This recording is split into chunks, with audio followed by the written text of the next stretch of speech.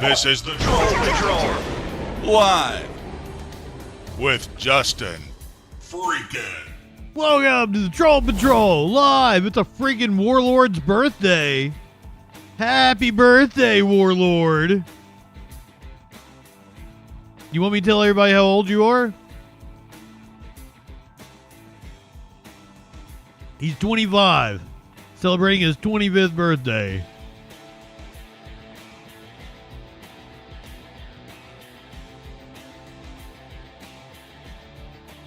Am I lying? Am I being truthful? Who knows? Holiday, Ducky, Curiouser, welcome in. What'd you get me for your birthday, Warlord? He's a youngin', but everybody tell Warlord happy birthday, light one up, tip one back. For the best damn mod this channel has ever had. Thank you, Warlord. As some of you may not know, he's a ride or die. Been with me longer than any of you. Okay, maybe not Curiouser. Curiouser may have not been on Twitch, but she was watching on YouTube. Warlord been around since like October of 2020.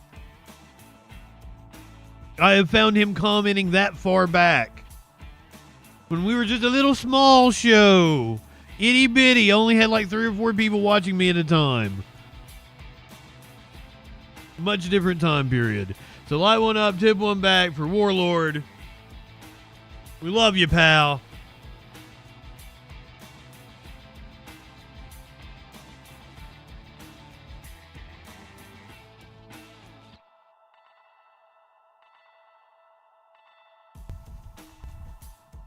We're going to try to have a short news show tonight, but I said that on Thursday, and it was just as long as it usually is.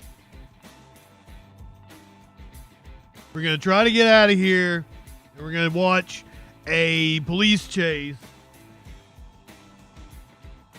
Thread, how did your family reunion go? Thread was in the chat with me last night as I was playing video games at like 4 in the morning. drunk as shit. It was awful. I don't know. I had a cousin that was really cute, and I'd always get to see her at family reunions. So, but we won't get into that. I told part of that story. Her grandmother was the aunt that used to molest me.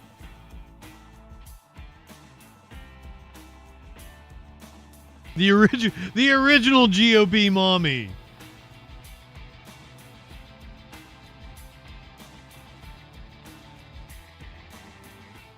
We got a lot to talk about. Apparently, Trump going to pay people to move out of Gaza. The U.S. is going to take it over. We're going to hear from Greta Thunberg and many others as a huge flotilla on its way to try to break the blockade for Israel. Oh, do come hang out with me tomorrow if you do not have a union event, if you're not out protesting, if you're not doing a family event. I will be here for you. It will be a labor-related show. Oh, God, Cicero. Oh, shit. Well, my heart goes out to you, my friend. Oh, shit. Good vibes, prayers if you do that. To our friend Cicero. I hope they're taking good care of you at the physical therapy facility. You get a labor stream tomorrow night. We're glad to see you tonight, my friend. We hope we can cheer you up. But the news ain't gonna do it. Maybe we'll make some jokes and we'll hand out some titty slaps. The news certainly ain't gonna do it.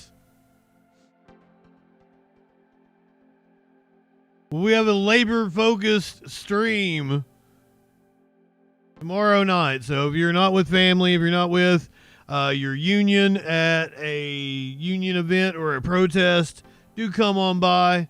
We're going to keep you abreast of all the current strikes, labor happenings going on. Shelly, welcome in. We're gonna have to have like a prayers and good vibes section of the show now.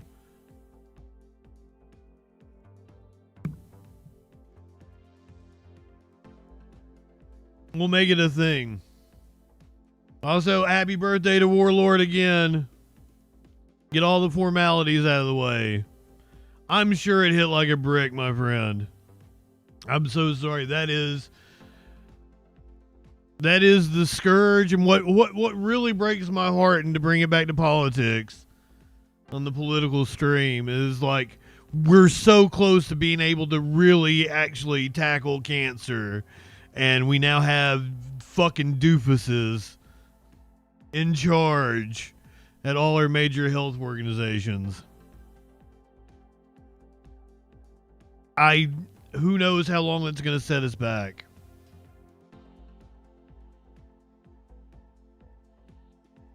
Light one up, tip one back for our friend Cicero. Socialist Daunt, welcome in.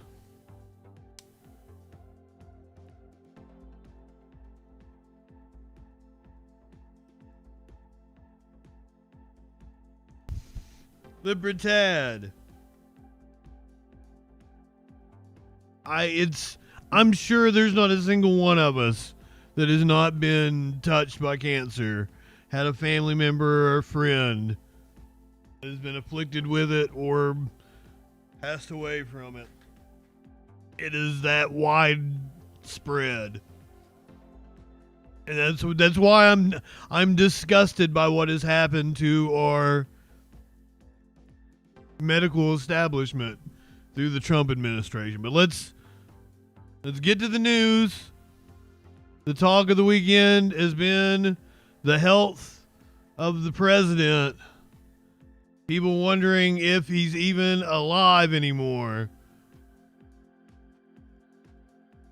To a developing story that we are following with the help of the New York Post. Take a look at your screen right here as they posted this a short time ago. Now, here's the situation. We know that former President Bill Clinton is now facing questions about his health after he was spotted in the Hamptons with what appeared to be a portable defibrillator. Photographs show someone accompanying the 79-year-old Democrat and his wife Hillary carrying what appeared to be a medical device of some kind. It zoomed in on that photo there from the New York Post, which reported that I know he's old, right? Medical bag. Now, the sighting comes just 2 months after Clinton was spotted stumbling on a New York City sidewalk outside of a cultural center. The former president was attending an event for his book First Gentleman, a political thriller that he co-authored with James Patterson. That's according to the Post. Clinton's health challenges have been public for about 2 decades now, dating back to his post-White House years. In 2004, so a little more than 20 years ago, he underwent quadruple bypass surgery. At the time, ABC News reported that doctors said Clinton narrowly avoided a major heart attack and had underwent nearly 100% blockage there in some of his arteries when he did have the surgery. Well, I don't remember that. Surgery. Clinton gave an exclusive interview to Diane Sawyer, which aired on Good Morning America. The 58-year-old at the time urged people with a family history of heart disease to get tested and admitted that he had ignored all of the warning signs. Now, he also admitted to missing the warning signs and possible appointments there. Clinton said, quote, "That was my fault. I don't blame my doctors or anybody else. I was insufficiently vigilant." Years later, in 2010, he had another heart surgery in which he received coronary stents after experiencing chest pain. He then began embracing a near vegan diet. Animal rights advocacy group PETA named Clinton its 2010 Person of the Year because the former president used his influence to promote the benefits of plant-based eating. Now, I had no idea about that. Photos coming in from the New York Post here, as they do say that he was spotted with what appears to be a portable defibrillator. If we get any sort of update here, we'll make sure to bring that to you on Live Now from Fox. But again, this just coming out from the New York Post.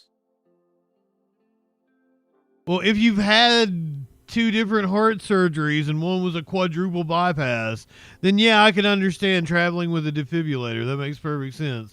Did you guys see what I did there? Did you notice the fake out? I love doing that. That's one of my misdirection. I love that for a punchline of a joke.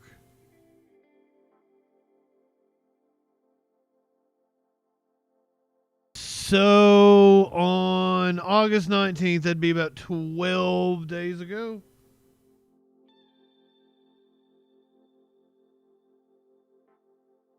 Trump was live via phone call on Fox and Friends and had this to say.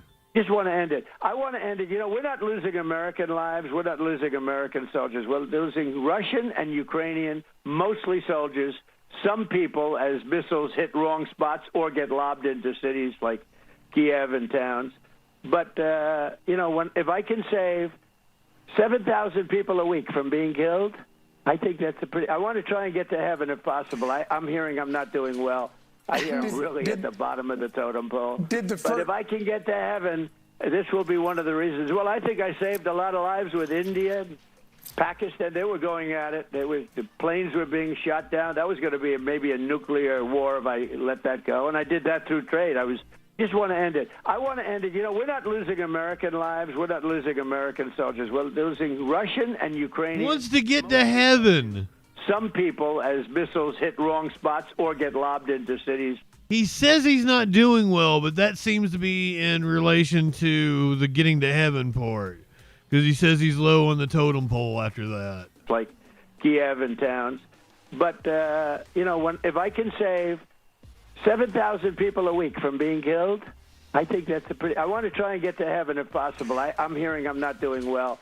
I hear I'm really at the bottom of the totem pole. But if I can get to heaven, this will be one of the reasons. Well, I think I saved a lot of lives with India, Pakistan. They were going at it. The planes... So that's a weird thing for Trump to say, that he wants to get to heaven.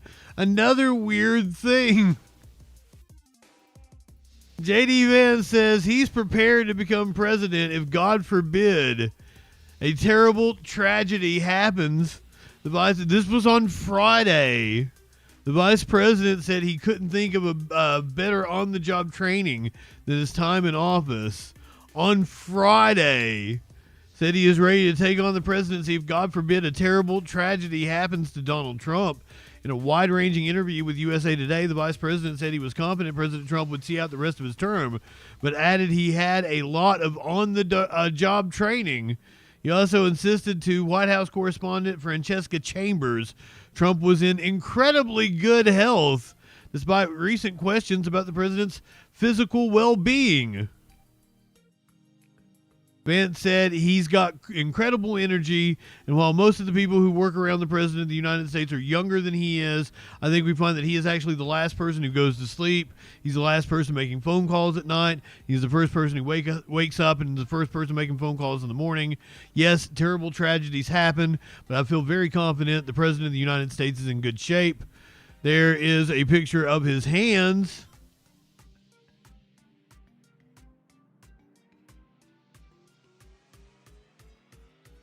That they have attributed to Venus. I'm your Venus. I'm your. Curious or what they say he has.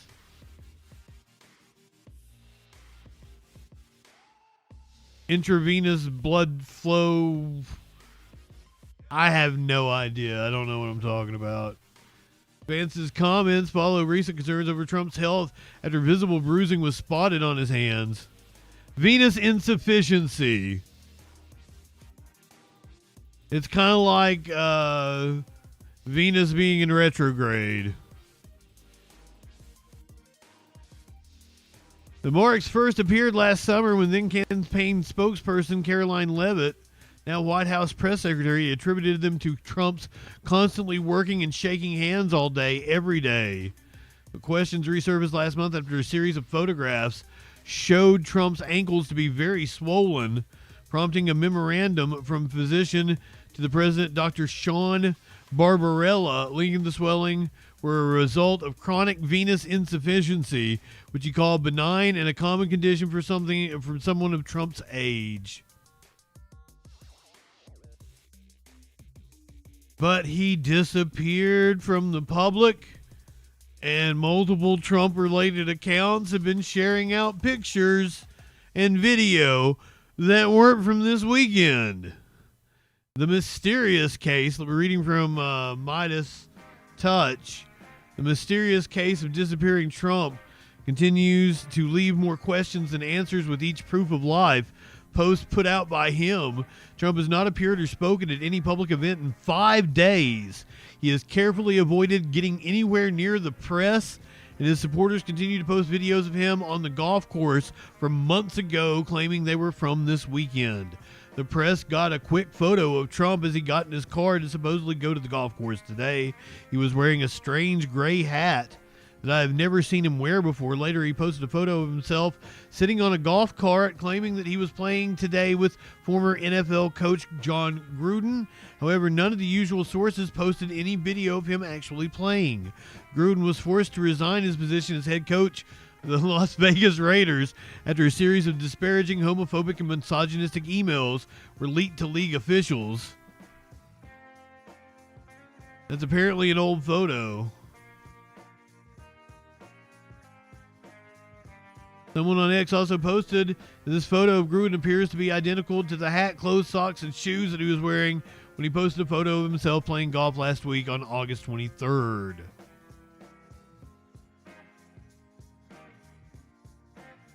The Washington Times reported that Trump was supposed to spend the last 2 weeks of August at Bedminster, but abruptly canceled its plans. Instead, Trump will stay at the White House this weekend, which is unusual for Trump, scrapping his earlier plans to leave for Bedminster on Saturday and come back on Monday. Trump's last public outing was at his cabinet meeting on Tuesday, and with no weekend commitments on his schedule, online users began forming their own theories.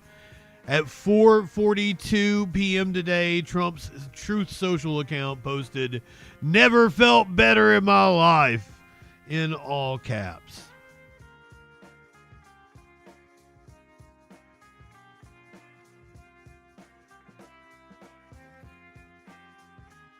Are we on Trump dies watch? Trump dies of COVID watch. Did he get COVID? Has complications. Who would donate a heart to that motherfucker?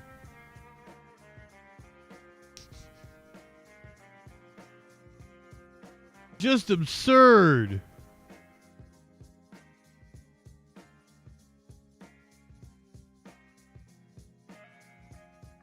We may get a death in the Trump orbit though. In the near future, apparently, one Mr. Rudy Giuliani is in critical condition. Do you think we're stupid? You think we're fools?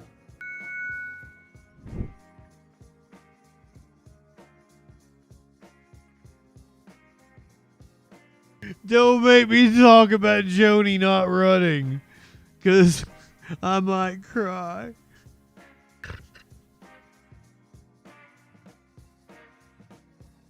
I'm thinking I'm going to do possibly Tuesday, do like a whole election special where we talk about all the movers and shakers in Congress and everything.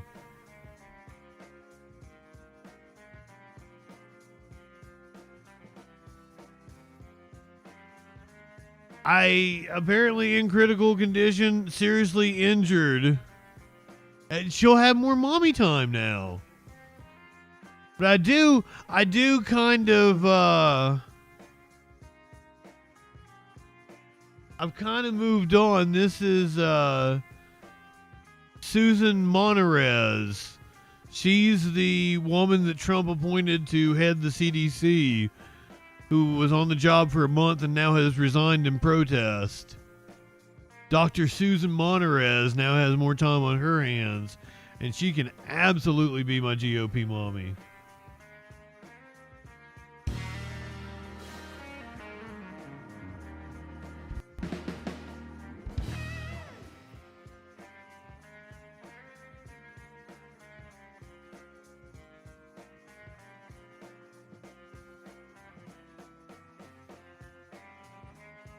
I need to back off that joke a little bit so then that when I pull it out later, it's funny again. I've probably ran it into the ground. And access to health care. I need access to health care. And so does Rudy Giuliani, apparently, hurt in a New Hampshire crash. Breaking, former New York City Mayor Rudy Giuliani is in the hospital after a car crash in New Hampshire. Now, details are limited, although we have learned that this happened last night. NBC 10's Aaron Logan is live in Manchester, New Hampshire. Aaron, you've got some insight into what led up to this. Well, Matt, the 81-year-old was actually helping a domestic violence woman or a domestic violence victim in a situation. She flagged him down, and Mayor Giuliani waited on scene and called for help. He stayed there until police arrived, and then that crash. Okay, so that comes from Giuliani's camp. Yes, Holiday. I don't believe it. I found it funny that she said a domestic violence woman. That is what Rudy Giuliani's statement says. And I say to Rudy Giuliani, do you think we're stupid? Do you think we're fools? Do you think we're stupid? You think we're fools?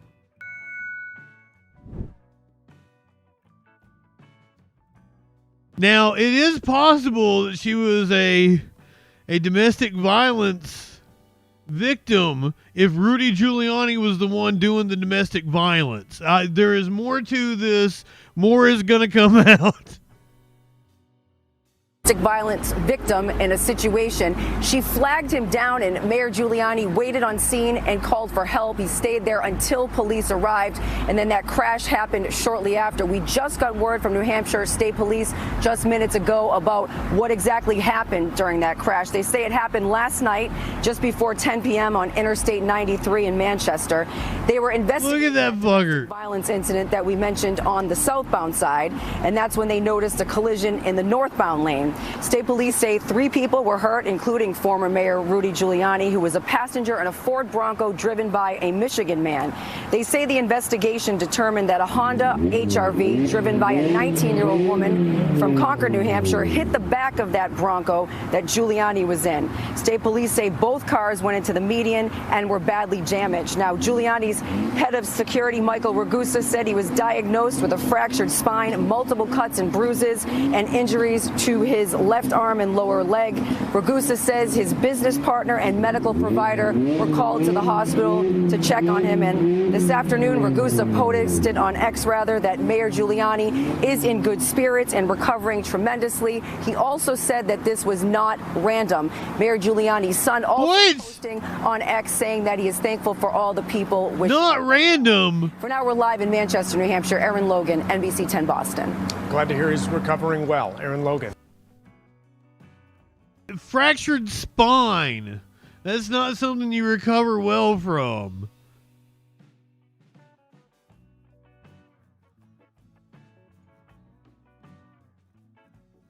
There's something more to this. Tin Man, Dip. Something's going on. Oregon Gal, I tell you good evening. Progressive Squirrel.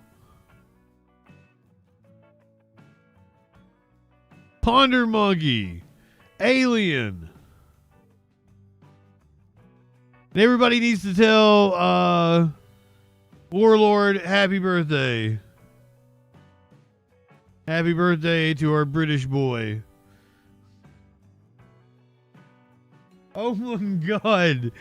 Stick around. We have a police chase that involves a kidnapping suspect. Has 3 kids in the car. Craig, welcome in, my friend. Good evening to you. Trump, even though he hasn't been spotted, is apparently set to order voter ID for every vote. U.S. President Donald Trump said he will issue an executive order to require voter identification from every voter. The announcement came on the president's Truth Social platform on Saturday. He added that there would be no exceptions to his voter ID order, and that mail-in ballots would be limited to the very ill and military members who are far away. Trump, who continues to falsely claim that his 2020 presidential election loss was the result of widespread fraud, has long questioned the U.S. electoral system. For years, he has called for the end of electronic voting machines, pushing instead for the use of paper ballots and hand counts, a process that election officials say is time-consuming, costly, and far less accurate than machine counting.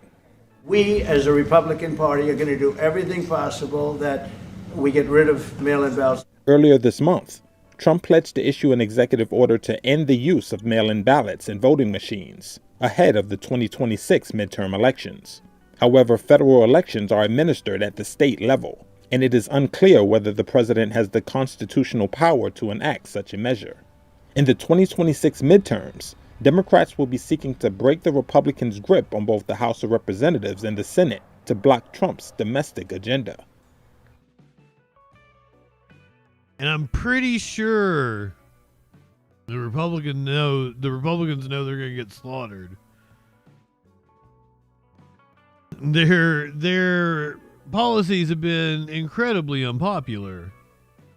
I keep hearing about how unpopular the Democrats are. So are the Republicans. Both parties are insanely unpopular because people do not like the system at all. It being in the Constitution really doesn't matter unless somebody constrains this motherfucker. And the Republicans aren't going to do it because their voters don't want them to. Their voters don't care about what's in the Constitution or what the law says, so. Oh, it's absolutely unconstitutional. Yes, what's unclear is if the Supreme Court would uphold it as being unconstitutional. My Lord, welcome in.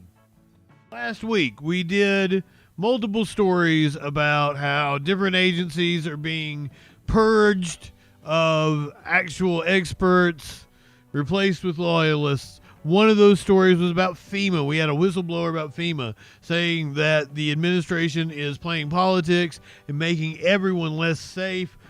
Kristi Noem, who can be my GOP mommy, was on Face the Nation this morning to respond to that criticism. Among other things, you oversee FEMA, the Federal Emergency Management Agency, as we hit the peak of hurricane season, and we're marking the 20th anniversary of the landfall of Hurricane Katrina this weekend 20 years ago. Is the federal government prepared to respond to a major disaster at this moment?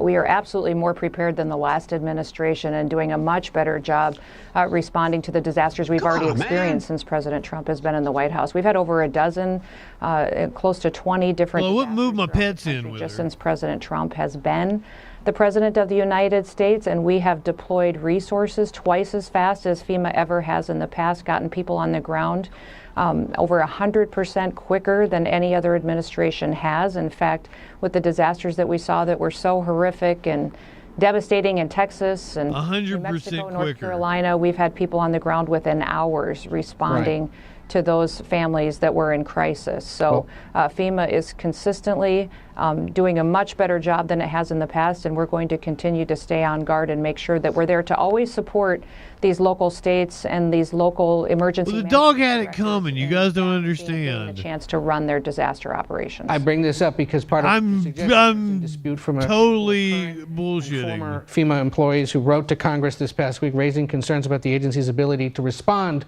to forthcoming natural disasters. One of the specific concerns they have is this decision that now has you reviewing any cost of $100,000 or more that FEMA plans to make. Can you give me an example of a charge of $100,000 or more that you've rejected?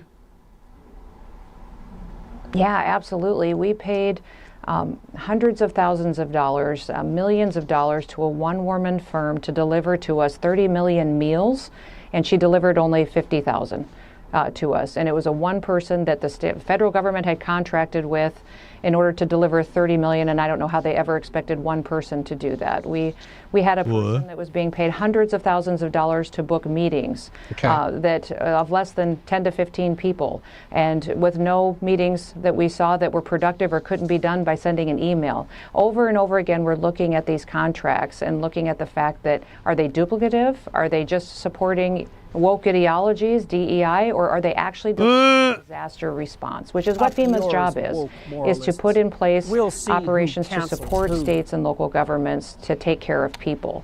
And so that evaluation has saved us hundreds of millions of dollars within FEMA and within the Department of Homeland Security. It has saved us $13 billion already, and we're going to continue to make sure that we're accountable to taxpayers. You know, in Washington, D.C., I rarely run into anybody who says, I'm a lobbyist for the American taxpayer. Well, guess what? Kristi Noem is.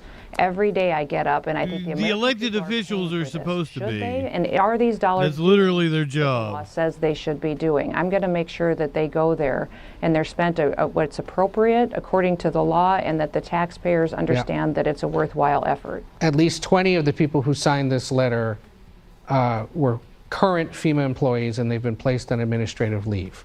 And I'd heard you in previous interviews suggest that those that are making accusations against the agency should put their names on the criticisms or the allegations. So now they have, and they've been placed on administrative leave. And I'm curious if it's now the policy of DHS that any time an employee puts their name on something, publicly criticizes you or the president's leadership, that they should anticipate being put on leave or fired.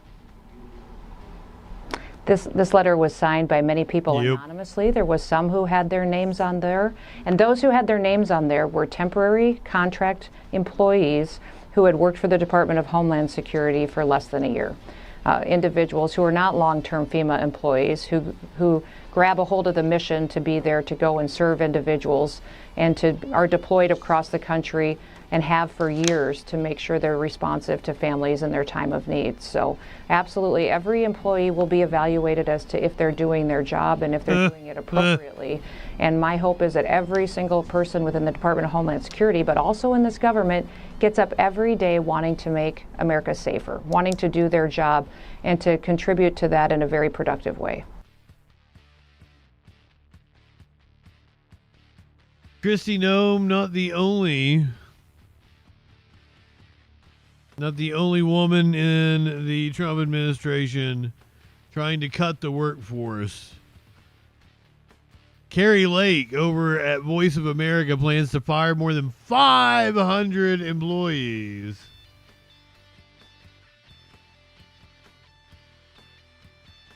Oh, there we go. The agency that oversees Voice of America and other government-funded international broadcasters is eliminating jobs for more than 500 employees. The move could ratchet up a months-long legal challenge over the news outlet's fate. Carrie Lake, the acting CEO of the U.S. Agency for Global Media, announced the latest round of job cuts late Friday. How did that woman fell upwards? That's America for you.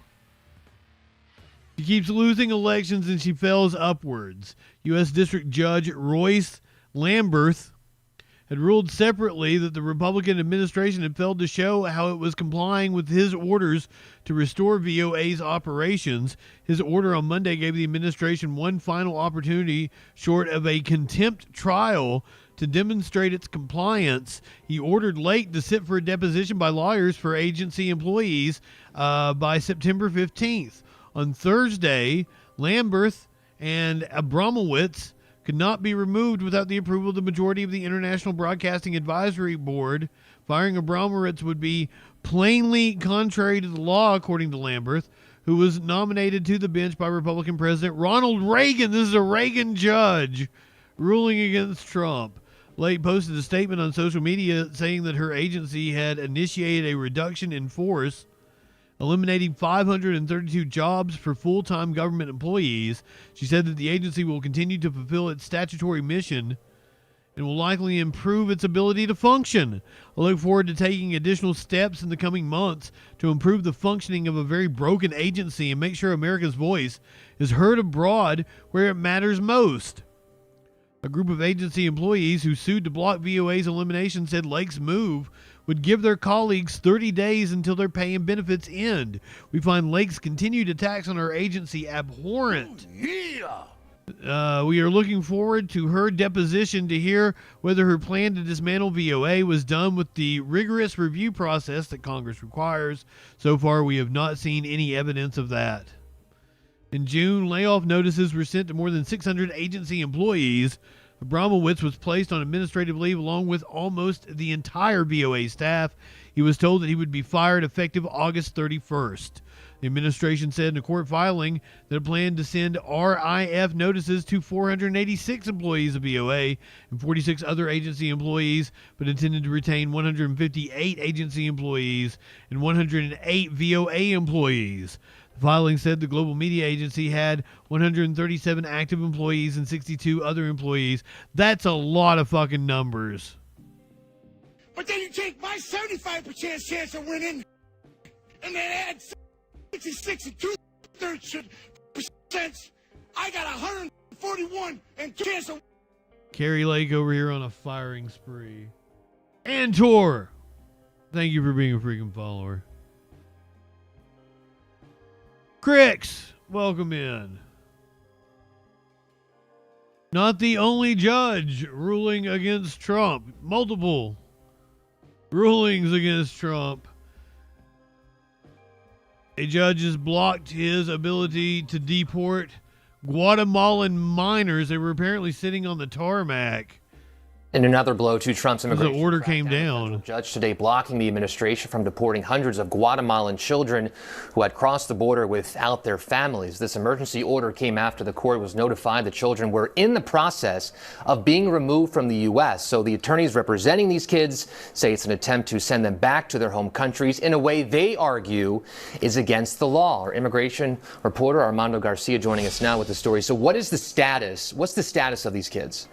Well, Perry, we know that when the hearing started today, these kids were on planes, on tarmacs. A DOJ attorney actually said that they were on a plane that had actually taken off, but had since returned back to the United States, still in the custody under the U.S. government. However, the judge has ordered that these kids be deplaned, that they be returned to the custody of the U.S. government, but she has also ordered that the Trump administration file a status report by 4 p.m.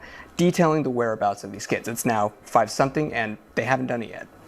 So, I mean, this is happening as we're speaking right now. As we're speaking right now. So these lawyers who are representing the children, what's their argument on what's illegal in this whole thing? Well, look, it's very important for our viewers to know. Can the U.S. government return an unaccompanied minor back to their home country? Yes, absolutely, no doubt. However, and when they say today, they mean like today. Typically involves, this was today. Importantly, the child being able to contest the removal and express if they feel they're going to be harmed when they are returned back to their home country. That is not what's happening here, at least according to the lawyers. The judge also expressed some skepticism over the legality of this, but yet we're still wanting to learn a little bit more details about this alleged agreement between the government of Guatemala and the Trump administration. Do we have any idea about ages at all, or no? We believe these kids are between 10 to 17, so these are minors by all intents and purposes, which means that they are allotted certain rights, even those that are in current removal proceedings. It's important to note that some of these kids were also seeking asylum here in the United States, so they had hearings in the next few days, obviously showing their intent to want to stay in the country. Now the government is saying that the government of Guatemala has asked for them back with the permission of the U.S. guardians. Some of the declarations filed in court by some of these kids contest that. Armando, thank you for that very important report. Appreciate your time. They were literally on the tarmac. Apparently one plane had taken off. This is footage of the plane taxiing in Nathan Fielder's show than I ever wanted to know. There's like these private planes you can rent. That's probably what those are.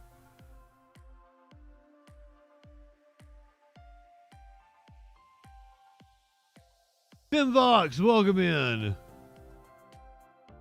Trump also being ruled against by a judge on the issue of tariffs. Argued this case. He says his hope is that the administration does not take. Now that FemVox is here, this is Professor Lawrence Tribe, by the way. Now that FemVox is here, we need to light one up, tip one back. This to the Supreme Court, but in fact takes it in the direction that the court suggests, which is Congress to discuss this.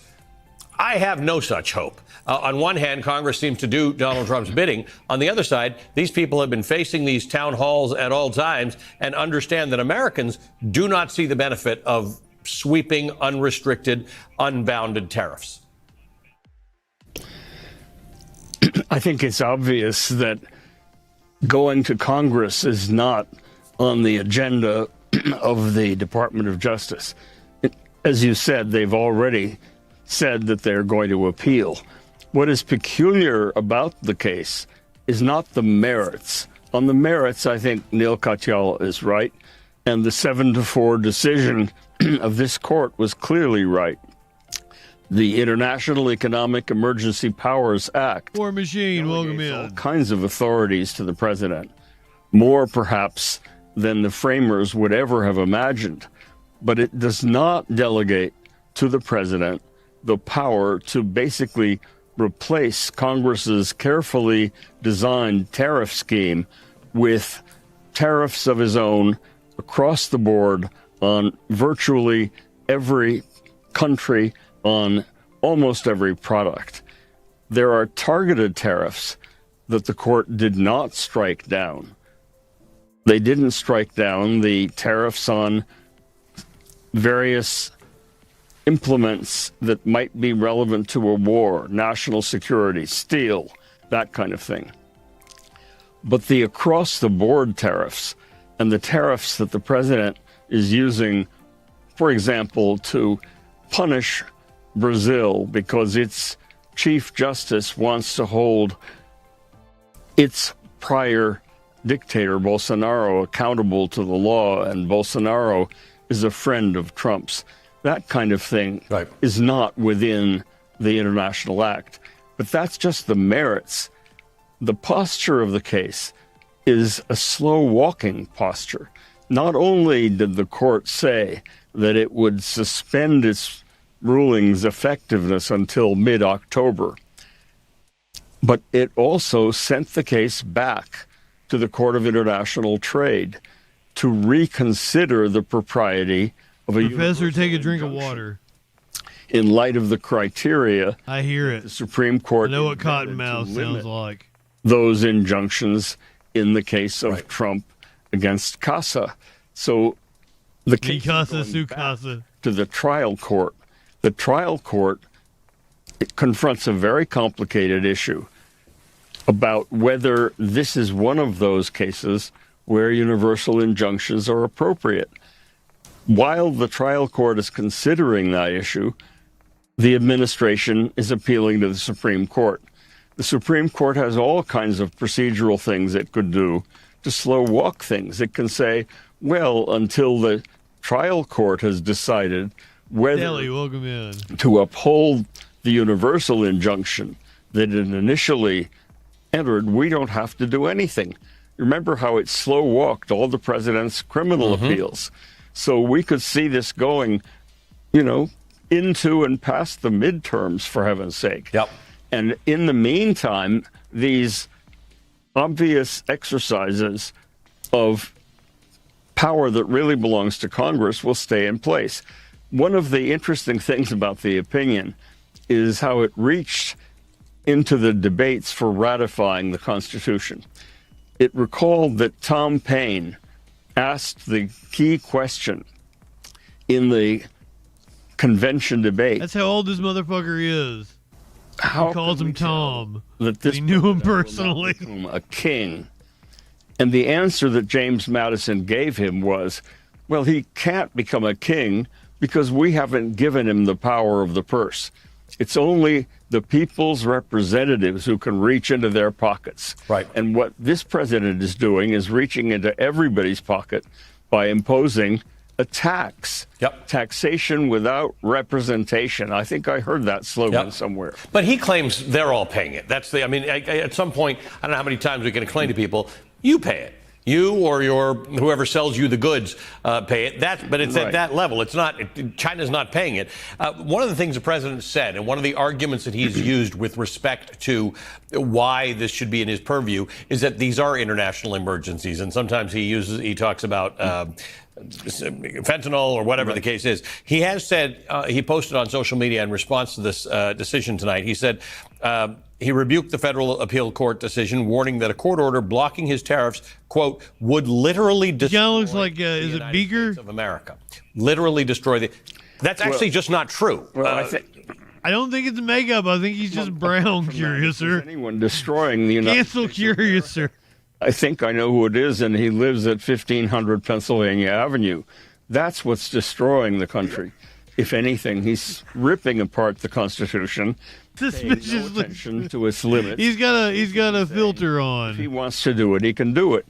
And we are confronting a situation in which it's very, very hard to stop him in time. And this decision is a good harbinger.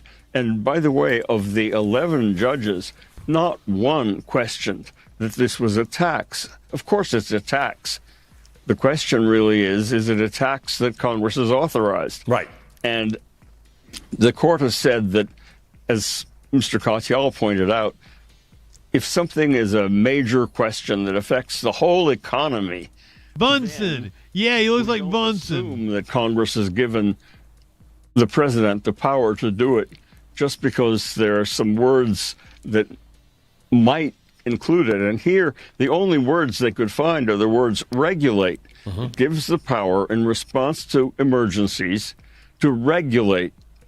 And interestingly, the Chief Justice of the United States, in the decision he wrote upholding the Affordable Care Act, said that there is a profound difference between the power to regulate and the power to tax. The power to tax, John Marshall said very early in our history, is the power to destroy. Lawrence Tribe is a much better read than he is an interview. Carefully, this 11-judge court didn't try to second-guess the president on these so-called emergencies. It could have done that, but that would have been vulnerable on appeal because there's a lot of deference to what the president regards as an emergency. He's like Christopher Walken without any charisma. Emergency or not, Congress has not given the president the power to do this in response to these emergencies, even if they are emergencies. So on the merits, the president does a very weak case. But in terms of doing what's illegal until it's too late to undo the catastrophic damage he's doing to the economy, there he's still ahead. And therein lies the rub. Professor, I always feel... Did anybody learn anything about the goddamn tariffs from that?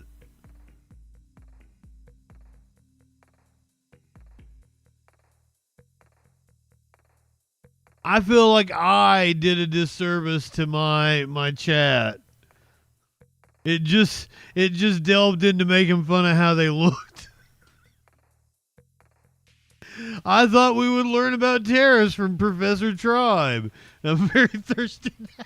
Everybody, I was going to say moisturize. That's not what you need to do. Hydrate. Yeah, the judge struck him down. I guess that's all you really needed to know. I don't even know if that came through from that interview. But stay tuned. We have a police chase at the end. 1011, welcome in. Is that what he said? And I'm still not clear on my question. I think they're still in effect on appeal. I think all the ones that were set to go into effect still go into effect even though they were struck down. I'm confused, and that didn't answer that question for me.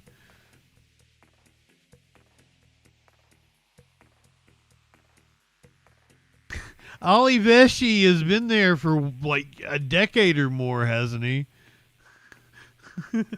He looked fake to you. No, the enforcement was delayed until October. Or they're all in effect. They're still in effect until October. Shit. So I did read that right. Well, that's stupid. That's still just enough to shock the economy. Yeah, I want to say Velshi does a good job. Yeah, India and the EU stopped shipping packages to the United States. That's bound to be problematic. This FDA official is demanding the removal of YouTube videos in which he criticized COVID vaccines. The channel was an attempt to preserve what Trump officials and current Trump administration said during the pandemic. A top official at the Food and Drug Administration demanded the removal of YouTube videos of himself that were published by a physician and writer who has been critical of medical misinformation and public health officials in the Trump administration. Jonathan Howard, a neurologist and physician in New York City, received an email from YouTube on Friday night which stated that Vinay Prasad, who is the FDA's top vaccine regulator, had demanded the removal of 6 videos of himself from Howard's YouTube channel. Howard's entire channel has now been deleted by YouTube, which cited copyright infringement. Wow!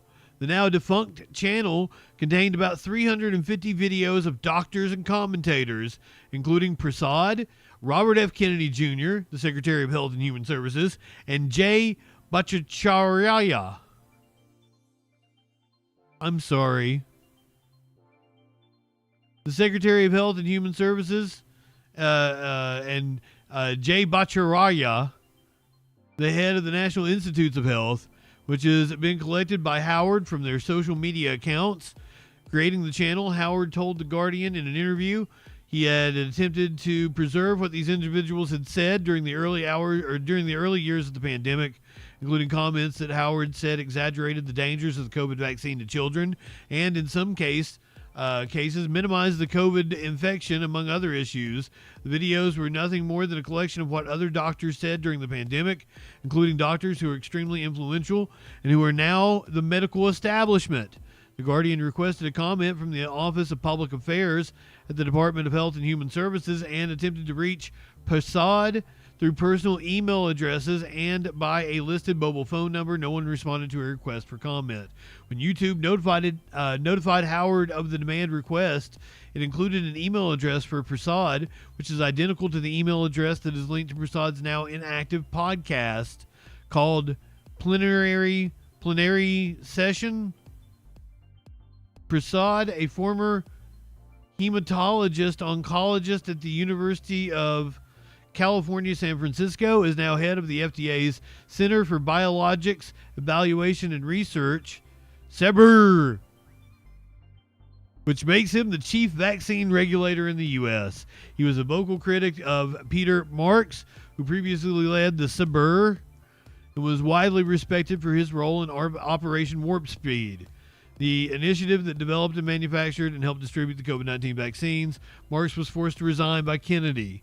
Prasad had also been critical of the use of COVID boosters in young people and vaccine mandates, and has defended cuts to health agencies and university research. Although the videos Howard collected were often only viewed dozens of times, Howard included them in his online articles that appeared on the Science-Based Medicine blog. Now those video links are dead. He noted that snippets of Prasad's comments still appeared on anti-vaccine social media accounts, suggesting Prasad was directing his removal demand only at a critic and not vaccine influencers. In the past, Prasad has complained about censorship by social media companies.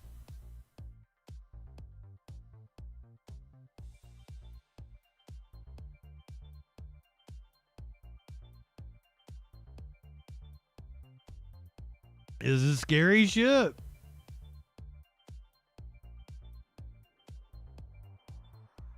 Also, Trump made the comments about elections and how, oh, maybe I can suspend elections, maybe if we're at war. Are we getting ready to go to war with Venezuela? In South America, there's rising tensions between the U.S. and Venezuela. Officials in Washington sending several U.S. warships to the southern Caribbean, and now there are growing questions about what it's all for. NBC's Jose Diaz-Balart reports.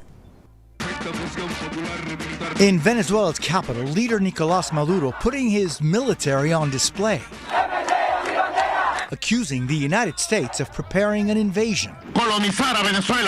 Maduro saying the U.S. wants to colonize Venezuela, to break it into pieces and steal its riches. That rhetoric in response to a major development from the Pentagon, mobilizing U.S. Navy warships and thousands of personnel off Venezuela's coast.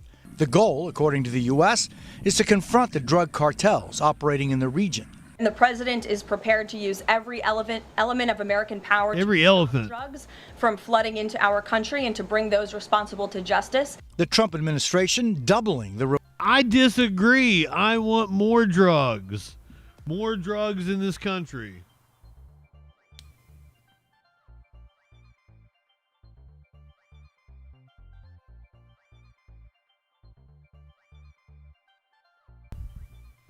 Squirrel, I hate to inform you, but if I was showing bunnies sneezing, I'd probably have way more viewers. Award for Maduro's arrest. Just saying. $50, accusing him of being the head of the Cartel de los Soles, responsible for trafficking fentanyl-laced cocaine into the U.S. You sick fucks wouldn't be here. Denied. But more people would. Seized 30 tons of cocaine linked to Maduro and his associates, with nearly 7 tons linked to Maduro himself. The White House also designating that cartel an international terrorist organization. That accusation... Oh, both. Like Playboy bunnies or actual bunnies. Adding either or, more viewers. After widespread claims that Maduro ignored last year's election results and clung to power. Once again, I don't know what to think about affairs in like Venezuela because I don't know enough about it. And I know our media is gonna lie about Venezuela, but also Maduro does not seem like that savory of an individual. But if we were to invade them, it would just galvanize the population behind him. It's insanity. Sports cards, good evening, anonymously. Flow. I feel like I missed somebody else. Good evening, one and all. We have a police chase coming up. Oh, check this out. Just dropped. I called it. This was the Jubilee that I was, Drake, good evening. This was the Jubilee that I would have been on if I had been selected. One capitalist versus 20 anti-capitalist, featuring Patrick Bet David. I guessed it correctly, because like they didn't tell us who the capitalist was. I was like, I wonder if it's Patrick Bet David. That's like the one I would assume. I would have been one of the 20 going up against him. I would have loved it. I think I would have ate him for breakfast. I'm sad I didn't get picked now.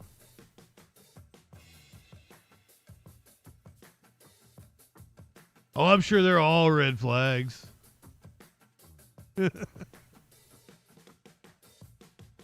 Ooh, the news is very depressing. That's why I'm trying to get through it rather quickly. We don't have that much more to go. I don't have like crime stories or anything tonight. We're going to cover all the news. I mean, this is not fun at all. But we're going to get to a police chase. It's going to be a lot more fun.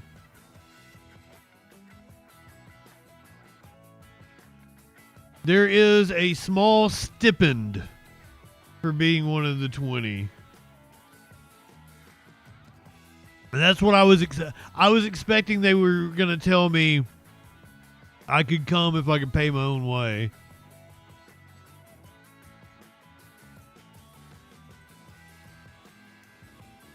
Hardcore bunny sneezing videos. Now that's a niche. Content warning for the next set of stories.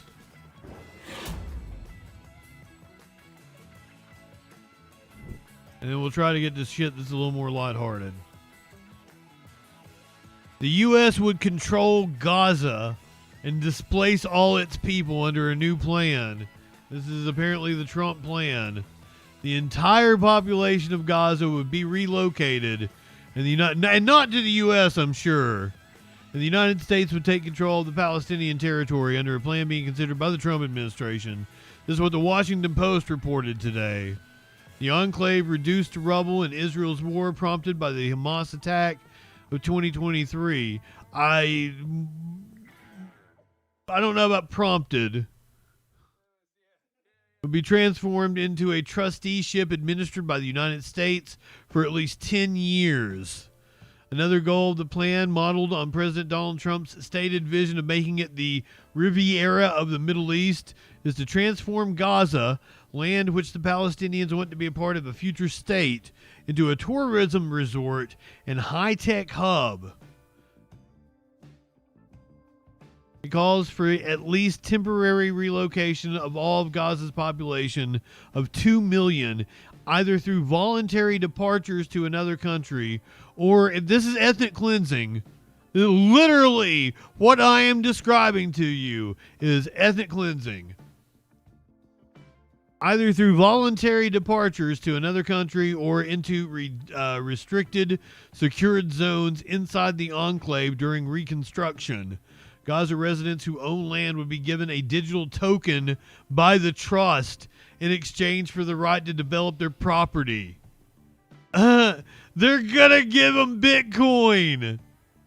Recipients can use this token to start a new life somewhere else, or eventually redeem it for an apartment in one of 6 to 8 new AI-powered smart cities. Holy shit. The Post quoted people familiar with the trust planning and with the administration's deliberations over post-war Gaza. The State Department did not immediately reply to a request for comment. Trump stunned the world earlier this year when he suggested the United States should take control of the Gaza Strip, clear out its people, and build seaside real estate. Netanyahu praised the proposal.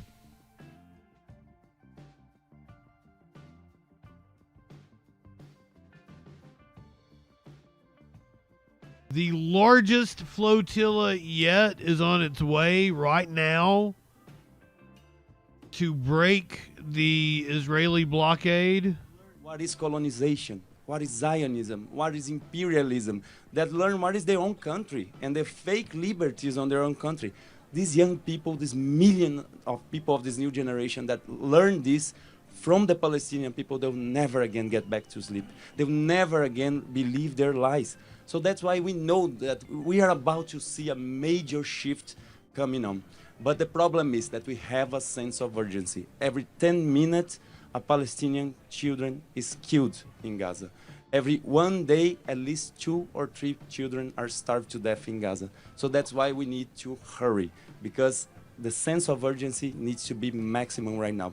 And like Yasmin said, we are hearing. This was yesterday afternoon before they departed. Having a meeting to talk about what will they do. They're on their way right now. Like that. But what should they do is not to interfere, because they're prohibited to interfere by International Court of Justice provisional rulings. In the case opened by South Africa for the crime of genocide, Israel is prohibited to stop any humanitarian mission that try to get to Gaza. So what they should do is stop occupying a people, stop trying to prevent people from being together with these people that are suffering such a huge violation. So I'm sorry, earlier this afternoon. It's very important for people to understand they have the weapons, but that's all they have. They have the weapons, they hate, the violence. We have all the rest. We have solidarity. We have the history of anti-colonial struggle that shows when the people start this long march to freedom and the world join them, it's unstoppable. So we will never, ever stop. We do not fear them. That's why we continue going. Thank you. Thank you so much. All right, we have time for 2 more questions. Go ahead. Hi, Brennan Gutenschwager with Level 12 News. Have there been any obstacles faced with trying to put this flotilla together? Any attempts to pressure it to not depart? Anything along those lines? All right, 1 more. Thank you for your question. Any other questions? If you cannot make it there, if for some reason you are not allowed safe passage, if you have any plan B. Thank you. Associated Press asked if we have a plan B if we do not make safe passage. I assume they'll all record videos like they have if they're taken captive by Israel, which is to the second question. Probably the most likely scenario. Israel once again decides to violate international law and prevent humanitarian aid from getting into Gaza. Our plan B is to come back even bigger. As simple as that. Our aim is very clear. We aim to set sail with dozens of boats to deliver humanitarian aid, to break Israel's illegal and inhuman siege, open up humanitarian corridors and deliver more aid. But let's be very clear, we do not just need aid to get into Gaza. We need an end to the occupation. We need an end to the apartheid system that Palestinians have been living under for many, many decades. This is not a mission of charity. This is an act of solidarity. What Palestinians are facing is a man-made famine. It is not just the result of Israel preventing aid from coming in. It is also the result of Israel, in a systematic way, hindering Palestinians from producing their own food. Why are Palestinians not allowed to fish? Why can they not grow food? Why are they being... So the question was if they had faced any obstacles in putting the flotilla together, and I think the answer was no. I think they all just shook their heads no. I don't think it's that they didn't answer. It's that, like, no, we didn't really have, like, they didn't have a you know, a response other than no. It was easy to put together. That's what I'm assuming. Deprived of every means to sustain life and society. Why are children not being able to have an education? Those are the questions that we should be You asking. seem angry, my friend. That in mind, that this is a mission to challenge. You gotta come in here and be all aggro in front of Riri and her fish. Yeah, fuck are you?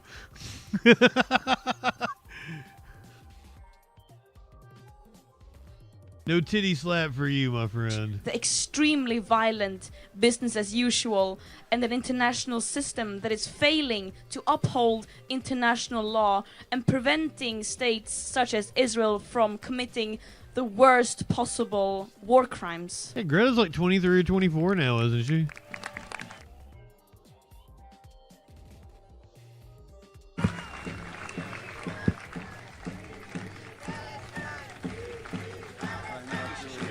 Yeah. Yes. Welcome in, Kensai, Tones, Mass. Every single person behind that table has more balls than you do. About the first question in terms of challenges and pressure, I mean, I don't even think that we are able yet to realize that we have done all of this in 2 months. Like the whole organization, the whole structure, the whole movement, the arrangement of those ships, not only on this port, but on all the other ports that we have mentioned. The decision was taken to build this mission and to start this global solidarity movement, as my colleagues mentioned, on the 22nd of June of this year, after we came back from 3 missions by north of Africa with the Samud convoy, by my colleagues on the Madeleine and us on the Global March to Gaza, then Global Movement to Gaza. We tried to break the siege in 3 different ways. And then we realized that we have to unite. We have to bring our efforts together. We have to mobilize the whole world to stand against genocide and against all oppressions. So the difficulties, the challenges to be able to achieve this mission from the beginning immense, knowing the political pressure that will be applied on different entities, knowing the logistical challenges of working with people from all around the world. And we have to acknowledge that deciding on Barcelona was the right choice for the start of this mission. Yeah, set out from Spain. Stand against genocide. People, civil society organizations, social movement, the municipality of Barcelona, the delegation of governments of Barcelona, everyone that we have approached in Barcelona, even the parliament, they said Barcelona will stand. You really like saying Barcelona. Will give you all the facilities to launch. We haven't faced any official difficulty in terms of achieving that. But we have also to say, without our volunteers, without the people who have been working literally 22 hours a day for the past 2 months, we wouldn't be able to be here today. Their work is immense, guaranteeing the safety of the ships, checking on every security element that is needed, arranging all the participants to come. We have hundreds of participants coming from many delegations around the world that are here in Barcelona today. We have people who came by buses from all the provinces of Spain because they want to be here today. Everyone today is standing together to make this mission success. So, yes. Oh yeah, Spain is one of the countries that actually recognizes Palestine, which most of the world does. Organizations, people who want to support in providing humanitarian aid that we can take on our ships. So in this time, we have been lucky that the political pressure has been faced by a strong, solid social movement in Catalonia that managed to bring authority to the right side of history, because we don't want our authorities to continue being complicit. While we are sailing from the port of Barcelona, all the facilities that we have been faced so far are not enough. The Spanish government and the port of Barcelona and all the ports of Spain have to be clean from complicity. The people have said their word. It is time for the Spanish government to stop all type of armed transit of ships that carry weapons and go through our ports to provide the genocidal government of Israel with weapons to kill Palestinians. There should be a full sanctions, as my colleagues said before, full sanctions imposed on the government of Israel. Absolutely. The people are here. It's very clear. During the past 3 days, we have been seeing the people of Catalonia, the people of the different provinces in Spain contacting us. The people from all the world are here. They are the ones who made us face those challenges and succeed. This is why we are sailing today, because of you. So once again, thank you, Barcelona. But you don't understand all this pro-Palestinian activity, all this anti-genocide protest. They're really fucking up the vacations of people like Rabbi Shmuley. Rabbi Shmuley in Basel. Crazy sometimes. So right across over there is the 12 the Three Kings. You see the yellow? See that balcony? That's where Herzl stood. Took the iconic picture. So Israel's kind of born in that hotel, 1897, Basel. Hard to believe. And of course, and this is the Main River, places of unspeakable horrors for the Jews for millennia. So then you end up getting, see that?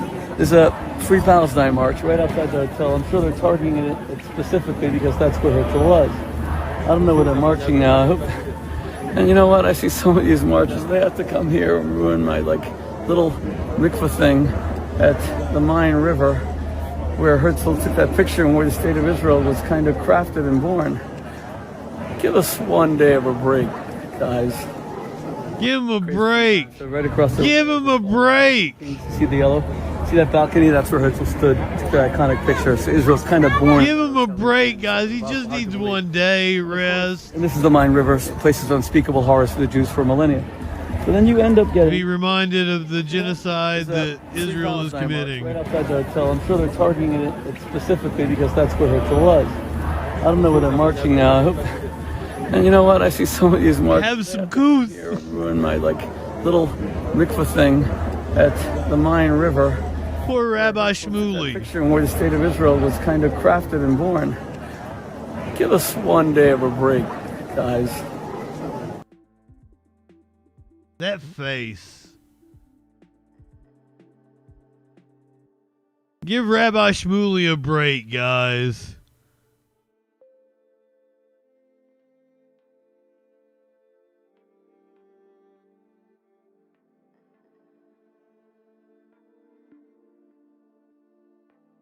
How can you give this man a break?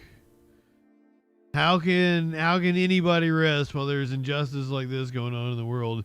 This is Cindy McCain. We go now to the Executive Director of the World Food Program, Ambassador Cindy McCain, who joins us this morning from Rome. Ambassador, thank you so much. Cindy McCain to talk some sense into you. You're just back from a trip into Gaza. So few outsiders are getting in these days to assess the situation. What did you see? Well, first of all, thank you for covering this. I did go into Gaza. I entered through the Kisifim gate, went to Deir al-Balah, then on to Khan Yunis and out through the Kerem Shalom gate. I saw a lot of devastation. I saw a lot of hunger. I saw people waiting in long lines for water. What you would expect to see in a situation like that. And there's clear desperation in the hearts and minds of the people there because there just is not enough food. I met with a family of 11 people that had come from the north. They'd walked all the way down. And what I saw, they had pictures that they brought with their belongings. And I saw the kind of the before and after pictures, and I didn't even recognize these people. They have the weight loss, the malnutrition, the stress, and everything the toll that it's taken on their family. It's truly a devastating situation, and something that we need to demand a ceasefire about right now and make sure that we can get in there and feed. And yet Israel has declared Gaza City a combat zone and is ending humanitarian pauses and ramping up airstrikes around the city. Gaza, of course, is one of the areas where a global monitor has confirmed famine. You talk about the hunger you saw in and around. And fucking Meghan McCain was out here bitching about Greta Thunberg and her haircut. So Cindy, have a word with her. Around that region. What will a more aggressive military offensive in that area mean for Gaza City? I don't know that she's Megan's mom, though. Well, it's going to limit the amount of food that they have access to. Of course, the danger alone is a whole other part of that, as you know. And it does not make it easy for humanitarian aid workers to get in there as well, to make sure that we can do our job. The one thing that I've been saying all along about situations like Gaza City and others is that humanitarian aid workers are not targets. They're not targets, and this has to end. So I'm hoping that perhaps it won't be as bad as we think it's going to be, but I have a feeling we're going to see some more serious devastation. No, I was wrong. I was wrong. Cindy is Megan's mother. I thought like John had been married another time, like Megan was from the first marriage. But no, Cindy is Megan's mom. Fucking get on your daughter. The issue of safety for humanitarian workers. Last year, among the deadliest on record, nearly 400 killed in the line of duty. There was a World Food Program convoy that came under fire in Gaza last month. I mean, absent a ceasefire, what more needs to be done by warring parties to protect humanitarians as they try to carry out this work? Well, these people are desperate. In terms of the ones that are on the ground rushing the trucks, et cetera, what we need is full, unfettered access at scale to be able to get in and feed in a way where the panic subsides. And secondly, of course, we don't do anything that involves guns or military in any way, shape, or form. And that's on purpose. That's who we are. That's our mandate. And so obviously a ceasefire, as I said before, being able to get in at scale, unfettered and in a safe manner, and continuously get in and get into the furthest sites where we can't get food into the most vulnerable people that are at risk right now. As part of your trip to the region, you also met with the Israeli Prime Minister Benjamin Netanyahu. You described it as a productive meeting and said you discussed. I think she's a billionaire, so she can be the last one to the gallows. Also said it was clear there isn't enough food getting into Gaza. And I want to read you something. Because she actually goes to the front lines. Social media. They said, in part, it's regrettable that Mrs. McCain has since issued statements contradicting what she told us in Jerusalem. That is a misrepresentation. Israel is enabling a steady flow of aid in sufficient quantities. What's your response to the Prime Minister? Well, I stand by what I said. There's not enough food getting in. And without a full ceasefire and the ability to get in, as I said, at scale, unfettered, making sure that we're safe doing it as well. That's the only way we're going to be able to feed people. We have, in recent weeks, been able to get a little more food in. So that's an accurate statement. But it's not enough. It simply isn't enough to be able to do the job and stop malnutrition, starvation, and all the things that have occurred as a result of it. So when the also, let me say this. I'm sorry. Go ahead. Let me add one thing to that. Malnutrition and starvation and famine of any kind. It's not just about food.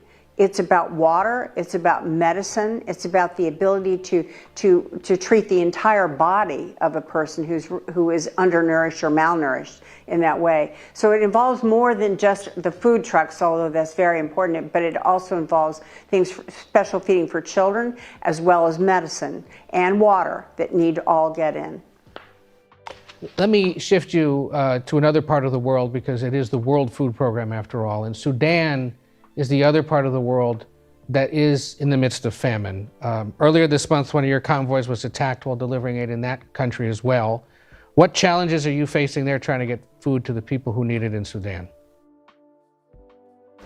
Well, the incident that you just described, of course, the attacking the convoys, right now we're in what we call the lean season, and so there's a lot of rain happening. It makes it even more difficult to get heavy trucks across to where the food needs to go. And of course, the conflict. Al-Fashir is where the famine exists right now within the Darfur region, but there's famine in other parts of Sudan as well. Again, it's the safe access that we need to have, and like other places, full unfettered access as well, and in a safe manner for our people delivering the food. Executive Director of the World Food Program, Ambassador Cindy McCain. Well, Squirrel, I don't know, Cindy McCain's on the right side here. She's being prevented by Israel from being able to get food into Gaza, and she has taken a hardline stance against the Israeli government. So Meghan McCain said that Greta Thunberg looked like Lord Farquaad.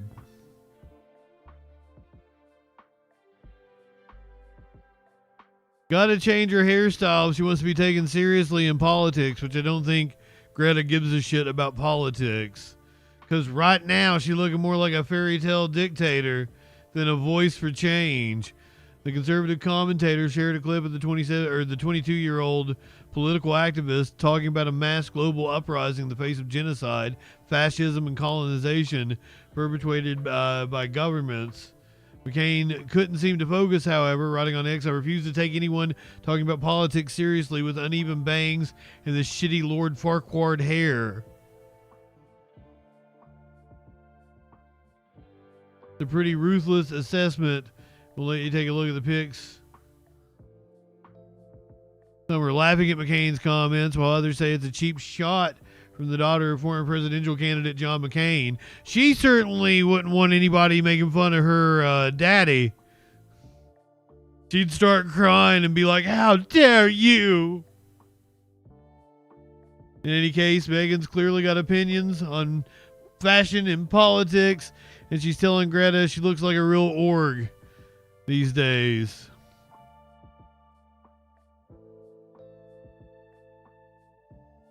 Cindy, come get your daughter.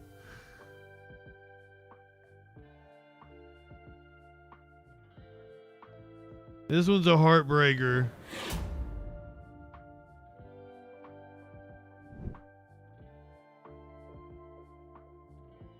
The kid, we showed you the interview last week. He was the one that gave the heartbreaking firsthand account of his classmate laying on top of him to protect him from gunshots during the shooting in Minneapolis. He's going to have surgery. It is the first Sunday gathering at Annunciation Catholic Church since the tragic shooting Wednesday morning. 2 children killed, 8-year-old Fletcher Merkel and 10-year-old Harper Moisky. 15 other children and 3 adults also hurt in that shooting. The gunman fired through the windows and never went inside, and then took their own life behind the church. Tonight, we are learning another victim will now need surgery. You may remember young Weston Halsney, a young boy who described what happened to our Rob Olson right after that shooting. And our Babs Santos joins us live from Annunciation Church tonight. And Babs, doctors say Weston has a bullet fragment that is in his neck. That's right, Kelsey. We saw it in that interview on Wednesday, and now this weekend, Weston's loved ones have launched a fundraiser to pay for the cost of that surgery, as well as trauma counseling and support for his immediate family members. It was super scary. Wednesday, August 27th. It was very scary. Is a day South Minneapolis will never forget. Children wounded physically and mentally when a shooter opened fire through the windows of Annunciation Church during a school day mass. So we really didn't know what to do. We just got into the pews and he shot through the stained glass windows. Just after the shooting, Fox 9 spoke with survivor, 10-year-old Weston Halsney. Yeah, I'm just like confused kinda, because I never thought it would happen and it just happened, so like, just kind of crazy. During the interview, Weston showed us an injury from the shooting. I don't even know what it's from. Kind of looks like debris or something. Now Weston knows. On a new online fundraiser, his family says since the interview, it was discovered that Weston will need surgery to remove a bullet fragment lodged dangerously close to his neck's carotid artery. Weston's family has asked the community for prayers and donations.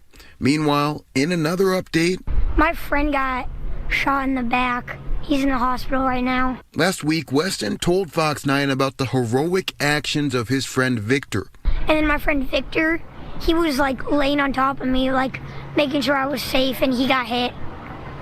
So that was really brave of him. And now we know Victor is out of the hospital and recovering with family, according to this fundraiser. Victor's family says it's overwhelmed and thankful for more than $300,000 in donations received. Back to Weston, that fundraiser has now collected about $35,000 of a $40,000 goal. So clearly this community is just so much trying to help these victims. You can also see behind me the outpouring of support with all of those flowers outside of the church. Kelsey, back to you in studio. The memorial just continues to grow tonight. Thank you, Babs.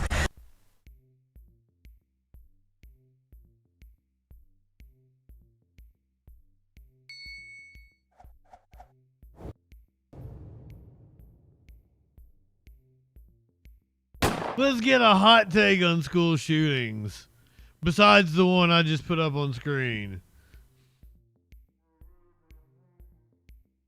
One Mr. Sebastian Gorka went on with CNN State of the Union and apparently got heated. During the Minneapolis Police Department saying Friday, the alpha males are back. Contact with the shooter's parents. Lenny, welcome what are in. they telling them? What is being learned from the parents? Well, it would not be responsible of me to reveal what is happening in an ongoing investigation, but we have to put this incident into the broader context of what we've witnessed in just the last few years. More than half a dozen attacks of a similar variety involving individuals who are confused about their gender, to put it mildly.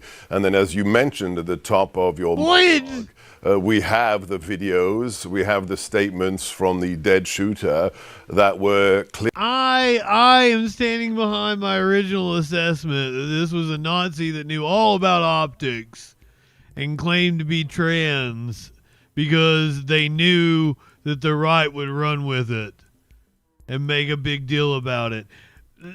News organizations have started not saying the names of mass shooters. What will assure that you get your name said as a mass shooter in right-wing media? Just saying. Clearly anti-Christian, just as with the transgender attack on the Nashville Christian school in which more children were killed. There is an ideological connection to multiple of these attacks where innocent children, especially Christians and Catholics, are targeted. And that there is an ideological connection. Very much on this. It's called Nazism, Nazism. and I do want to speak with you about that. But while I respect that you cannot reveal specifics about what the parents may be saying, can you characterize whether what they're saying is helpful? No, I cannot do that.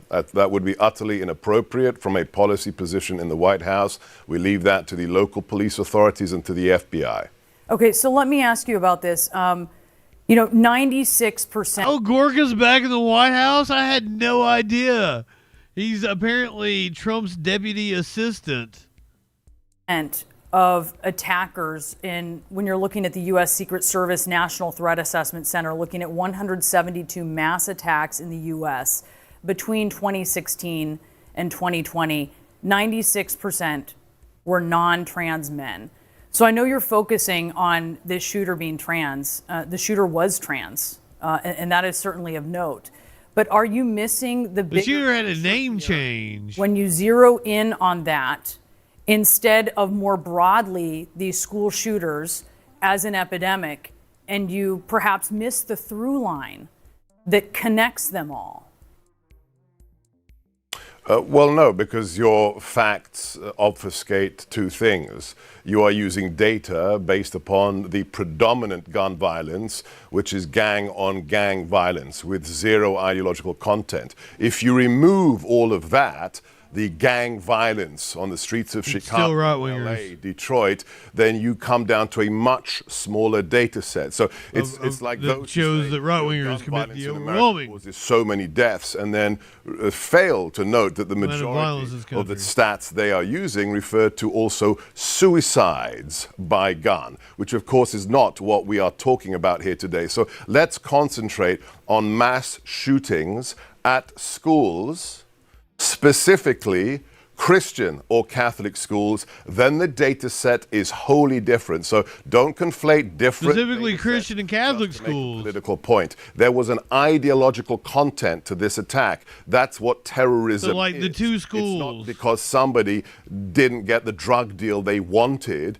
It is an ideological message, whether it was anti-Israel, as in this case, whether it targeted President Trump in its rhetoric, as we saw on one of the magazines written by the perpetrator on that YouTube video, or whether we saw the fact that it was anti-Christian and targeting children. That has nothing to do with gang violence. Let's not mix the two things up. So let's narrow it down then, because by CNN's count, when you look at 32 school shootings since 2020, in which you have 4 or more people who have been killed. So these are the larger school shootings.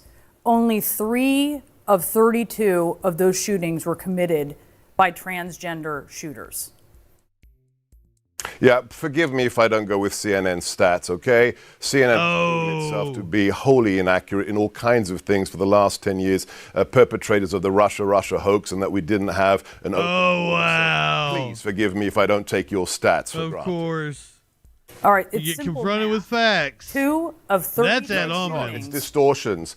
You are distorting the facts. Let me be clear. In just a couple of years, we have seen 7 mass shootings involving people of I ran squirrel off. No, stay for the police chase. We're almost there. 7 I saw what in you just tweeted. the last couple I of see- years. I see That your is list of 7. inordinately high. So I see You're almost to the light at the end of the tunnel. Sebastian and I'm going Mr. to stick Gorka. with the facts and not Okay. not CNN's pseudo facts. We can't stick with your facts because they're not accurate. In fact, in 2 of them, one of the ones you quoted. Let's there's- talk excuse about me, CNN's one of the ones that reputation you, for accuracy. In one of the ones in which you Let's posted, talk there was about no evidence that CNN's he was trans. Right. In another, the individual was didn't known quote. within I his didn't- I family didn't by give- I didn't male give it- pronouns see? and used anti-LGBT You have an agenda. rhetoric. No, well, let me ask you this. You've made it clear, and this is not going to change. You think transgender people are the problem here. So what specifically do you think should be done? No. When did I say that? All right, you clearly think When it's did a, I say that, you Brianna? think it's a pattern? You You've just tweeted- Always, the right uses the same tactic. Live fake news. You just did it right in front Mr. of the Gorka, small what do you viewership think you should be have, done here? okay? You have zeroed in on the fact, on what you see is a problem, what you claim is a problem. What do you want to do about it? What do you want to do about this problem you see? I have noticed a disturbing. Do you think it's a problem that individuals are targeting little children at Catholic schools? Do you think that's something we should ignore? Of course, I think that's a problem. Thank you. To do something about the guns. What we should do is we should look at the early warning signals, the signs. One of these shooters at a recent school shooting had 24 interactions with the local law enforcement. Now, that beggars belief. We should be providing off-ramps. We should be providing mental health options for these individuals. I find it hard to believe that an individual goes from getting his mother to sign a change of name certificate age 17, and then just a handful of years later is mowing down innocent children in a church pew during. And the reason why I think the name may have been a tactic that he was planning on, they were planning on, was it was very clear from their writings that they were aware of optics. And it seemed like they said if they didn't have a loving and supportive family, they would have done it years ago. So I that makes me wonder that if that hadn't been planned for a while. A Catholic mass, and nobody realized there was a problem. That's what we have to address to save the next children from the next atrocity. It's not about the sexual Save the children. It's the fact that nobody seems to notice a very disturbing pattern towards violence. You don't wake up one morning saying, I'm going to do a video on YouTube threatening to kill the president, targeting Jews, targeting children. That doesn't happen overnight. Somebody saw that degradation, somebody saw those mental issues and said nothing. That's what we have to prevent. The early warning signals must be addressed if children's lives are to be saved. And what about all the non-trans school shooters? What about all the same thing happens? They have multiple interactions with authorities, with their schools, with the principals. Why is something not being done? Instead of blaming an inanimate object, which is the weapon, how about addressing the human being instead and giving them aid, giving them psychological support, giving them an off-ramp? That's what needs to happen. We need to stop the violence before it occurs. To that point, DHS cut funding to the Minnesota Department of Safety and the Hennepin County Sheriff's Office in July. That is the kind of funding that's used to assess and manage mass violence threats like these. Was that a mistake, and should it be reinstated? The same state of Minnesota that actually enacted gun-free zones that we know this killer actually favored. In his manifesto, in his videos, he studied the Aurora shooters policy of looking for sites where individuals were not allowed to legally carry and protect themselves. So I'd start not with the policies coming out of a Department of Homeland Security that gets the threat. I was with Governor Noem just a few days ago, and I'd concentrate on those municipalities and those governors like Tim Walz who do what? Disarm honest citizens who could protect lives and save lives. Let's start there. But these kinds of things. Course, Carla. And you're talking about giving people off ramps, which seems like it would require. You've almost made it to the police chase. For assessing threats, should that have another look at it so that it could be reinstated for assessing threats? I don't believe that the federal government is the answer for mental health issues, okay? What about for assessing threats? You're in the business of assessing threats. Can I finish my answer, please? Can I finish my answer? If we want to look for solutions, I believe in subsidiarity as a conservative. I believe problems should be solved. He believes in what? Point closest to the people. Subsidiarity? Threats. I don't believe that the federal government is the answer for mental health issues, okay? What about for assessing threats? You're in the business of assessing threats. Can I finish my answer, please? Can I finish my answer? If we want to look for solutions, I believe in subsidiarity as a conservative. I believe problems should be solved at the point closest to the people. What'd he say? By that problem. I would look Silent, welcome in. To the city, to the county, or to the state, because they know the threats in their communities better. Don't wag your finger at DHS. DHS is doing an incredible job right now keeping America safe by getting rid of illegals from this country, more than 1.6 Oh my God. Thanks to Governor Noem, thanks to Tom Homan, thanks to Stephen Miller. Don't look to D.C. to solve local problems. Man. That kid had mental issues for at least 4 years, from 17 to 21. Why wasn't somebody in the community helping him? Because they didn't get a grant from DHS? That's risible. That's laughable. Did you say risible? Gorka, we thank you for being with us. It has riz. You shouldn't thank him. That was he added nothing to the conversation. Smash. I don't think he was saying subsidiarity.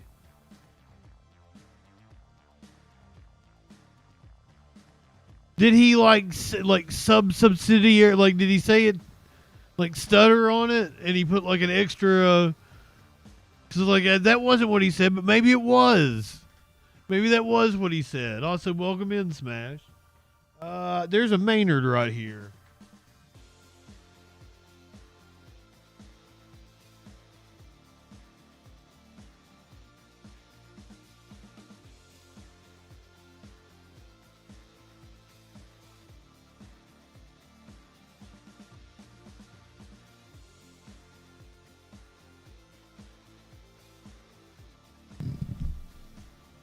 Talk to him. You have been yelling. You have been auto carrot. You have been yelling all weekend. Yell. Say something to him. Say something. Talk to him, kitty. You've just been like walking around the house yelling. Say something, Maynard.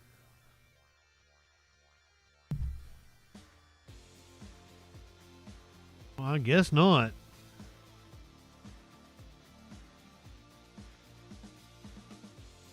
Apparently, the campus shooting hoaxes were connected. An online group says it's behind a campus swatting wave. Members of the group offered on Telegram to draw armed officers to schools, malls, and airports, though their claims are unverified. Such false emergency calls have disrupted campus life in recent days. How many were we up to? 9 or 10? The group, which calls itself Purgatory, highlighted news media coverage of the recent hoaxes in a public-facing channel on Telegram, an encrypted messaging service often used by criminals. You name him Maynard and expect him to put on a show. I could ask him about his... He just yelled. He just yelled just now as he ran socks over this way. I also didn't name him Maynard, Thread. Are you not up on the lore? I adopted the cat because his name was Maynard. And I thought that was the universe's way of telling me that I needed that cat in my life. And I told Curiouser if she brought me that cat, I would take that cat in. And he hated me for years. But he's actually really into me now. He's really sweet.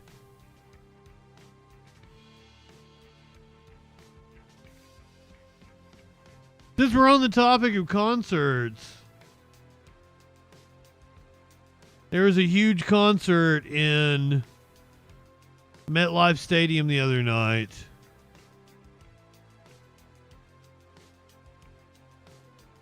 Concert goer gets beat down after being caught in a lewd act at the Korn and System of a Down show.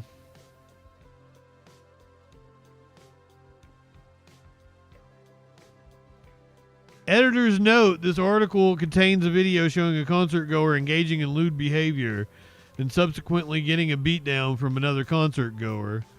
I mean, that's what the headline says. That's what we came for. Disturbing video posted on TikTok shows a fan pleasuring... What? He was jacking off? When it said lewd act, I just assumed that... Oh my God.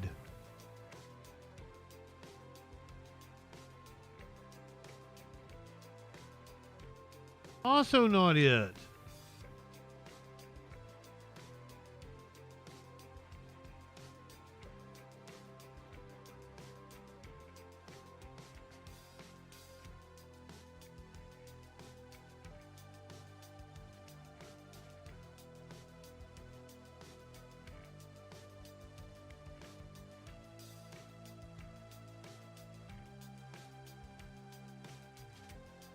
Honestly, where's the fucking video at?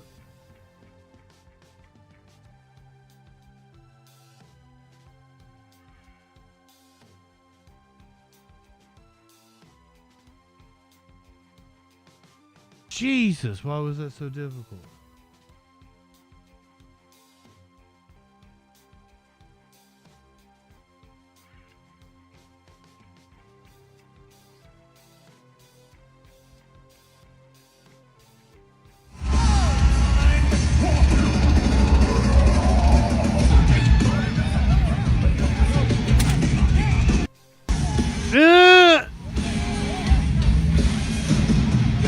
Everyone experiences music differently.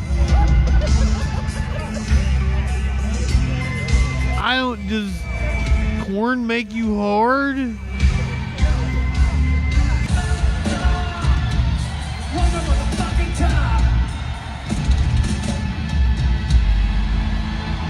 That really doesn't make sense to me. You can't have the uncensored punch if you post it on TikTok.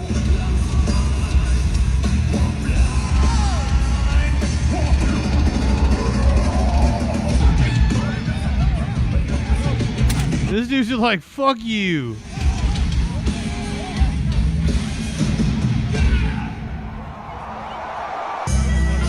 He's stunned.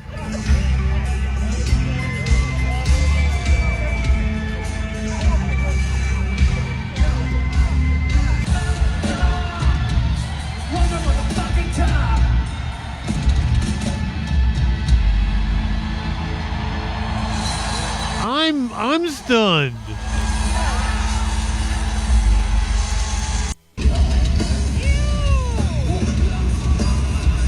Yeah, is his dick actually out? I mean, that's kind of unmistakable.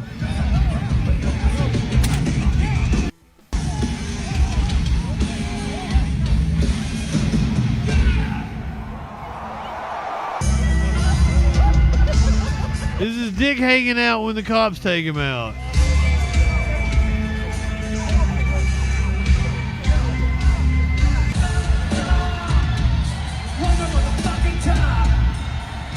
He looks very angry.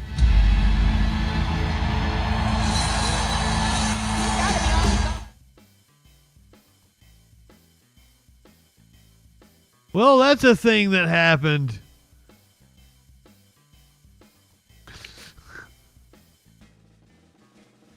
I got a warning for you if you plan on going out swimming for Labor Day.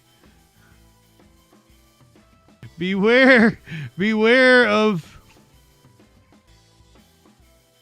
Oh, I need a different browser apparently.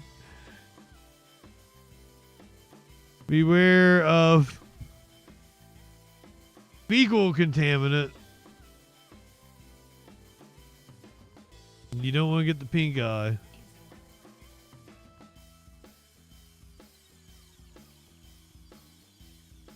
Oh, is there not video to go with it? Thousands of Americans will head to beaches for one last summer splash this Labor Day weekend, but taking a dip might be out of the question. Many of the beaches will caution against swimming because of unsafe levels of fecal contamination. Beaches from Crystal River, Florida, to Ungunquit, Maine, have been under advisories about water quality this week because of elevated levels of bacteria associated with fecal waste. The advisories typically discourage beachgoers from going in the water because the bacteria can cause gastrointestinal illness, rashes, and nausea. There have been closures this week at some of the country's most popular beach destinations, including Keys Memorial Beach and the Cape Cod Village. Benjamin's Beach on Long Island, and a portion of the Imperial Beach shoreline near San Diego. Even the pristine white sand beaches of Hawaii have had a warning of high bacteria.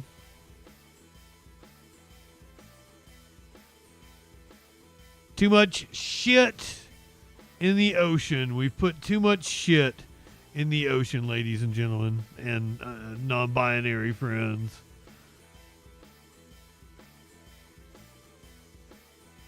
Next, we're going to the Knoxville Zoo. They've had a birth, and you're going to want to see this. This is new arrivals at the Knoxville Zoo.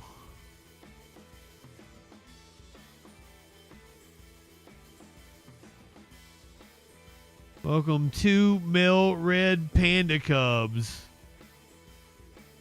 They're ugly as fuck when they're just born, aren't they? But God, are they cute now. Twitch people stick around. Gets in a cup. Twitch people stick around. We're going to watch a wild police chase from this weekend.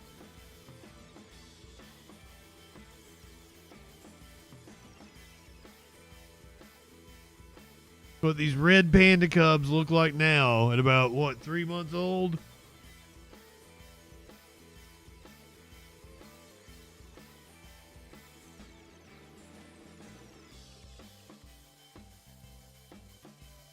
It kind of looks like a Mario Tanuki suit.